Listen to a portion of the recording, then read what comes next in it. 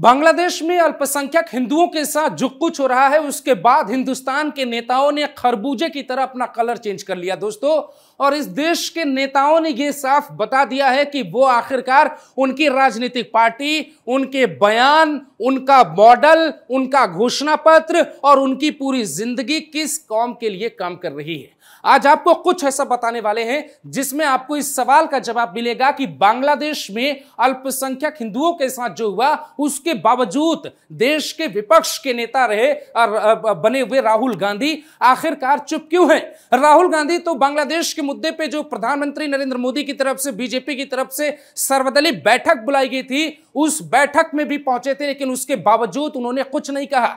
अखिलेश यादव जो है हिंदुस्तान के एक बड़े सूबे के मुख्यमंत्री रह चुके हैं और वो अभी भी ब्राह्मणों को लेकर, राजपूतों को लेकर, यादवों को लेकर अलग अलग प्रोपेगेंडा दिखाने की कोशिश करते हैं, लेकिन जब बात हिंदुओं की आती है तो बांग्लादेश के मुद्दे पे चुप हो जाते हैं। अरविंद केजरीवाल की पार्टी मुफ्त में रेवड़ी बांटने में बिलीव रखती है, लेकिन बांग्लादेश में जब एक अल्पसंख्यकों को जब वहां पे मारा जा रहा है उस पे उनकी पार्टी खामोश हो जाती है। ये वही अरविंद केजरीवाल की पार्टी है। अमेरिका में अगर एक अखबार के छोटे से कॉलम में अरविंद केजरीवाल की तारीफ छप जाए तो अरविंद केजरीवाल की पार्टी बाकायदे प्रेस कॉन्फ्रेंस करती है दोस्तों।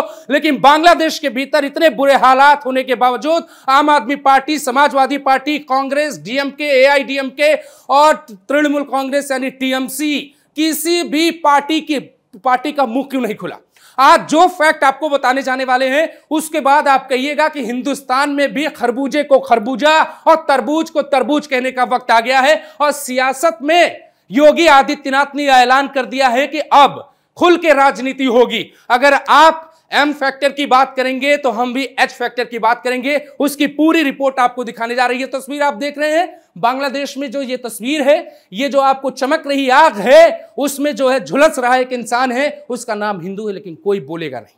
अब आपको दिखाते हैं वो आंकड़ा जो शायद आप नहीं देख पाए। आखिर राहुल गांधी जनेऊधारी होने के बावजूद भी आखिर क्यों चुप हैं? अखिलेश यादव मंदिर जाने के बावजूद भी, खुद भी हिंदू होने के बावजूद बांग्लादेश के हिंदुओं का दर्द क्यों नहीं दिख रहा है? पाकिस्तान में हिंदुओं का दर्द भारत में बैठे नेताओं को क्यों नहीं दिख रहा है? बहुत कम वक्त में बहुत कुछ बताने जा रहे हैं। सुनिए आप कैसे हमारे देश के नेताओं ने अपनी पूरी राजनीति की कहानी को अलग अलग तरीके से बांटा। अब आपको समझाते हैं क्यों, उसके बाद आएंगे कि किस नेता ने ट्वीट पर क्या क्या कहा है। सबसे पहले आप इस आंकड़े को देखिए। 2019 के इलेक्शन में 27 मुस्लिम सांसद पहुंचे थे, इनमें से टीएमसी के 5 और कांग्रेस के 4, जम्मू कश्मीर के नेशनल कॉन्फ्रेंस के 3, समाजवादी पार्टी के 3, बहुजन समाजवादी पार्टी के 3 और इसके अलावा भी ये देखिए ये IUML पार्टी है, ये भी मुसलमानों की राजनीति करती है 3, AIM ओवैसी की पार्टी 2, CPM के 1 और NCP के 1, LJP के 1 और AIUDF के 1 सांसद पार्लियामेंट में साल 2019 में पहुंचे थे। अब इसमें इतनी बड़ी बात कौन सी है जो मैं आपको इतने बड़ी भूमिका के साथ बता रहा हूं? इसके पीछे की वजह भी आपको समझाते, समझिए। अब ये जो है चुनाव आयोग का ये डेटा है और चुनाव आयोग के आंकड़े के मुताबिक असम में 62% हिंदू हैं, 34% मुसलमान हैं। इसी से कड़ी जो है ना दोस्तों, हमारी अगली वाली जो स्लाइड है उसकी जो कहानी है उसी में छिपी है कि क्यों बांग्लादेश में इस तस्वीर के बावजूद भी देश के नेताओं के मुंह में दही जमी हुई है और वो कुछ बोलने को तैयार नहीं है। पश्चिम बंगाल में 71% जो है हिंदू हैं और 27% मुसलमान है। केरल में 55% हिंदू हैं, 27% मुस्लिम है और बाकी की जो आबादी 18% वो क्रिश्चियन है। वहां पे लगभग 45% अगर आबादी आप केरल की मिला देंगे तो मुस्लिम और क्रिश्चियन की हो जाती है और 55% जो होती है हिंदुओं की हो जाती है। उत्तर प्रदेश में 80% हिंदू है। योगी आदित्यनाथ उसके बावजूद भी लोकसभा चुनाव में स्ट्रगल करते नजर आए। क्यों? अगली स्लाइड में आपको इसका जवाब मिल जाएगा। इसके अलावा बिहार में 82% हिंदू हैं, 17% मुसलमान हैं। झारखंड में 68% हिंदू हैं, 15% मुस्लिम है। कर्नाटक की बात करें तो 84% हिंदू हैं और 13% मुस्लिम आबादी है। दिल्ली में 82% हिंदू हैं, 13% मुसलमान है। तेलंगाना में 85% हिंदू हैं, 12% मुसलमान है। महाराष्ट्र में 80% हिंदू वोट बैंक है और 12% मुस्लिम है। ये महाराष्ट्र आप याद रखिएगा अगले स्लाइड के लिए। मुस्लिम वोट गुजरात में देखिए 89% हिंदू हैं और मात्र 10% मुस्लिम आबादी। अब भाई इतना परपंच हमने आपको बताया, इससे मिला क्या? और हमारे देश के नेताओं के मुंह में जो दही जमी हुई है, क्या हमने उस गागर को फोड़ दिया? नहीं। लेकिन जो अगली रिपोर्ट है उसमें ये सारे सवालों के जवाब आपको मिल जाएंगे और हमारे देश के नकली नेताओं की जो पोल है ना वो खुल जाएगी। वो क्यों हो रही है आपको ये समझना पड़ेगा। समझिए आप कि बीजेपी जो है हिंदू हिंदू क्यों करती है, और कांग्रेस जो है इतने बड़े नरसंहार के बावजूद, बांग्लादेश में टूट फूट होने के बावजूद, मंदिरों पे हमले के बावजूद, लोगों के घरों के साथ जो कुछ हुआ, आम लोगों के साथ जो कुछ हुआ, वहां पे बहनों के साथ जो हुआ, उसके बावजूद कांग्रेस जैसी बड़ी और 1885 से पैदा हुई पार्टी को बांग्लादेश की स्थिति दिखाई नहीं देती है। अरविंद केजरीवाल सबसे तेज ग्रोथ करने वाली नेशनल पार्टी है, उनको वो हालात दिखाई नहीं देते हैं। देश के पूरा पश्चिम उत्तर दक्षिण किसी भी कोने में किसी भी पार्टी को वो तस्वीर इसलिए नहीं दिखाई देती क्योंकि आसाम में जब 2019 में वोट हुए थे, अभी जो 2024 वाला आंकड़ा है दोस्तों वो अभी क्लियर आया नहीं है, इसीलिए हम बात 2019 पे ही कर रहे हैं। 2019 के चुनाव में 70% हिंदू जो वोटर थे वो बीजेपी के साथ गए थे, बीजेपी के साथ, और इसीलिए वहां की मुख्यमंत्री हिमंता बिस्वा शर्मा खुलकर बात करते हैं हिंदुओं के लिए कि मुसलमानों की आबादी इतनी बढ़ रही कि हमारे लिए संकट की स्थिति पैदा हो जाएगी। उसके अलावा जो ये देखिए, ये नंबर आप देखिए, ध्यान से देखिए इस बात को, यहां पे 70% जो वोट है बीजेपी को किसका गया, हिंदुओं को गया, और कांग्रेस को किसका गया, ये देखिए सेम पैटर्न काम कर रहा है या नहीं कर रहा, आप बताइए। बीजेपी को अगर हिंदुओं ने 70% वोट किया तो वही मुसलमानों ने 70% कांग्रेस को चुना। तो इसीलिए कांग्रेस को लगता है कि हमें मुसलमानों की राजनीति करनी चाहिए, और अगर हम यहां पे बोल देंगे कि भाई अल्पसंख्यकों के ऊपर वहां पे बुरा बर्ताव हो रहा है बांग्लादेश में, तो यहां पे जो 70% की जो आबादी है ना वो 17% हो जाएगी। इसीलिए हमारे देश के नेताओं को जनेऊधारी बनना पसंद होता है, लेकिन सेक्युलरिज्म की बात आएगी तो उनके मुंह में दही जम जाती है। इसके आगे भी बहुत सारे किरदार है, वो आप समझिए। गुजरात में 67% हिंदू वोटर जो है वो बीजेपी को गए, लेकिन कांग्रेस को 70% वोटर जो है कांग्रेस के पाले में चले गए, जो मुस्लिम वोटर थे।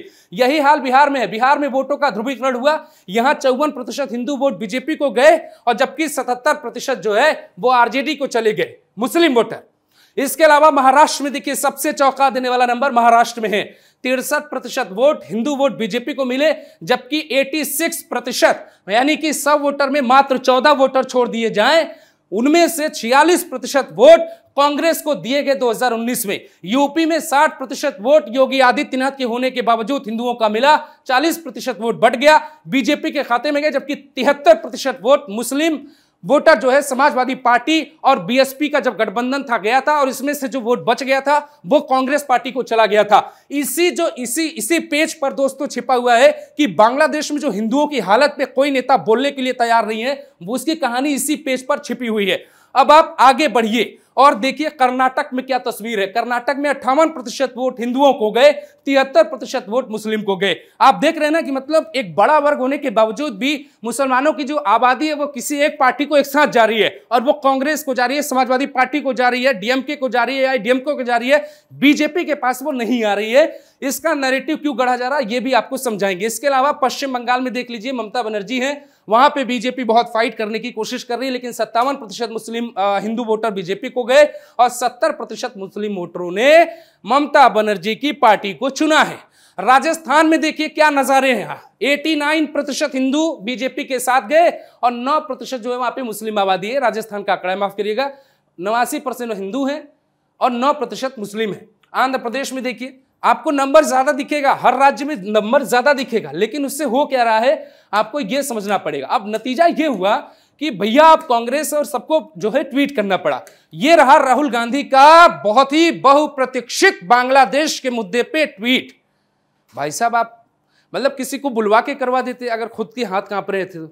सवाल है ना भाई, एक कम्युनिटी को जब टारगेट किया गया तो आप तो बोलोगे ना, आप तो लीडर ऑफ ऑपोजिशन हो ना।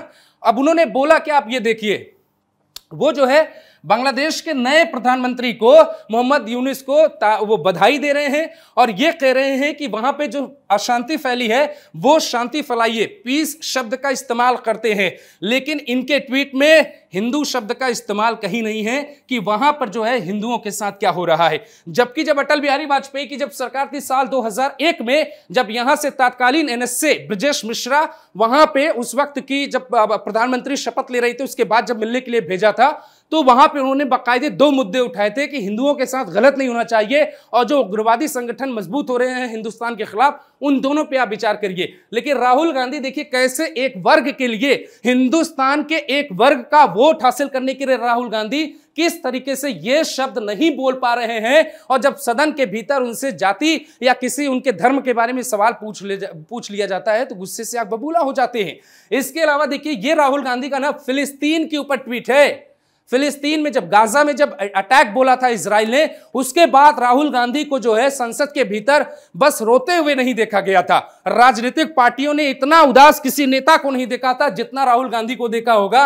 आप देखिए कि कैसे the killing of the thousand of the innocent civilians including the children Gaza and the collective, मतलब वहां पे जो है इनोसेंट लोग मारे जा रहे थे। इनोसेंट का मतलब क्या है, कौन बताएगा भाई, बताइए। आप भी पढ़े लिखे हैं, गाजा में मारे गए लोग इनोसेंट थे और बांग्लादेश में मारे गए लोग कौन थे? यह कैसे दोगली राजनीति इस देश की होती जा रही है, यह समझना पड़ेगा। मेरा किसी राजनीतिक पार्टी से कोई लेना देना नहीं है। बीजेपी अगर ऐसा करे तो बीजेपी के भी खिलाफ बोला जा सकता है बहुत आसानी से। लेकिन आप एक बात बताइए, जिस मुल्क की आबादी 100 करोड़ हो हिंदुओं की, जहां राजनीतिक पार्टियां खुद को हिंदुओं का वोट लेकर स्थापित करती हो, उसी देश के लीडर ऑफ ऑपोजिशन के मुंह पर इनोसेंट वाला शब्द बांग्लादेश के मसले पर कहां चला गया? कौन बताएगा राहुल गांधी को कि भैया ये जो राजनीति है ना, इस सत्ता से दूर करेगी, आपको सत्ता से नजदीक नहीं ले जाएगी। और ये प्रियंका गांधी का, ये देखिए यही चीज प्रियंका गांधी ने गाजा अटैक के दौरान देखिए ये लगातार लिख रही है, लेकिन बांग्लादेश अटैक के दौरान वही इनोसेंट शब्द का इस्तेमाल हो रहा है। इसके अलावा एक ट्वीट आपको और दिखाते हैं। जब खरबूजे को खरबूजा और तरबूज को तरबूज कहने का वक्त आ ही गया है तो बीजेपी इस मसले पे चुप क्यों रहे? पहले आपको अमित शाह और नरेंद्र मोदी का ट्वीट दिखाते हैं, फिर योगी आदित्यनाथ का वो भाषण जिसने पूरे हिंदुस्तान में अपने आप को बता दिया है कि योगी आदित्यनाथ इकलौते ऐसे नेता हैं बीजेपी में जो ये कह रहे हैं कि सनातनियों की राजनीति करने का वक्त आ गया है। अब देखिए ये नरेंद्र मोदी का ट्वीट है, ये भी बधाई दे रहे हैं मोहम्मद यूनिस को, जो एक परंपरा है, बधाई दे रहे हैं, अच्छी बात। लेकिन ये जो है इसमें एक शब्द का इस्तेमाल करते हैं, वो कहते हैं safety and protection of Hindus. ये जो हिंदूज वाला शब्द है वो देश की बाकी राजनीतिक पार्टियों के पास क्यों नहीं है? और अदर माइनॉरिटी कम्युनिटीज, यानी कि जो सिख भी होंगे, क्रिश्चियन भी होंगे वहां पे, वो सबकी बात कर रहे हैं प्रधानमंत्री मोदी। लेकिन ये आप राहुल गांधी के ट्वीट में नहीं दिखे। और इसी चीज का जिक्र जो है अमित शाह के ट्वीट में भी किया जाता है कि आप हिंदुओं की रक्षा करें, सरकार खुलकर हिंदुओं का स्टैंड ले रही है। इसके अलावा आप योगी आदित्यनाथ को सुनिए, कैसे योगी आदित्यनाथ ने अपने बयान में साफ कहा है कि दुनिया भर में सनातनियों को टारगेट किया जा रहा है और अब वक्त आ गया है साथ मिलकर काम करने का। उसको हमें इन चीजों को देखना पड़ेगा, क्या है इन सब का कारण। आज भारत के तमाम पड़ोसी कर रहे हैं, मंदिर तोड़े जा रहे हैं, चुन चुन करके हिंदुओं को निशाना बनाया जा रहा है, और तब भी हम इतिहास की उन परतों को ढूंढने का प्रयास नहीं कर रहे हैं कि इस प्रकार की दुर्भाग्यपूर्ण स्थिति क्यों वहां पर पैदा हुई है, क्यों पैदा हुई है। और इसलिए बहनों भाइयों, हम याद करें, जो समाज इतिहास की गलतियों से सबक नहीं सीखता है उसका उज्जवल भविष्य पर भी ग्रहण रखता है। सनातन धर्म पर आने वाले संकट के लिए फिर से एकजुट होकर के कार्य किए जाने की आवश्यकता है। इसके लिए एकजुट होकर के लड़ने की आवश्यकता है। अब आप इस नरेटिव को समझने की कोशिश करिए कि कैसे हमारे देश में जातिगत जनगणना को नरेटिव दिया जा रहा है और धर्म में अपने आप को बांटा जा रहा है। मुसलमानों में जो धर्म होता है दोस्तों वो हिंदुओं की तरह ही होता है, लेकिन जो जाति जनगणना की बात कही जा रही है वो सिर्फ हिंदुओं को निशाने पर क्यों लिया जा रहा है, ताकि आप अगर ब्राह्मण हैं तो आपको पता है कि आप कितने लोग हैं, आप ओबीसी हैं, एससी हैं, एसटी हैं, जनजाति हैं, क्या है ये आपको बताना पड़ेगा। मतलब राजनीतिक पार्टियां आपको बताना चाहती हैं ताकि भाई भाई लड़े। जो कहा जाता है ना कि जो कैकई का रोल है ना, वो हमारे देश में कई राजनीतिक पार्टियां अपना रही हैं। हिंदुस्तान के भीतर उन्हें हर तकलीफ दिखाई देती है। बांग्लादेश तो पड़ोसी राज्य मुल्क है और वहां पे जो कुछ हो रहा है उसके बाद इनकी नैतिक राजनीति ने क्या दम तोड़ दिया है। क्या इसी को लोकतंत्र कहते हैं? क्या इसी को राजनीतिक मूल्य कहते हैं? क्या यही कांग्रेस पार्टी का इतिहास है? ये बहुत बड़े सवाल हैं जिसका जवाब आपको देना पड़ेगा। आज बांग्लादेश, कल पाकिस्तान, या कल पाकिस्तान परसों बांग्लादेश, आने वाले वक्त में हिंदुस्तान में अगर ऐसी तस्वीर आई तो ये नेता जो एक पक्ष को नाराज न करने के लिए अल्पसंख्यकों के बारे में एक शब्द नहीं बोलते, हिंदुस्तान की तस्वीर कैसी होगी, इसका जवाब आपको देना चाहिए दोस्तों।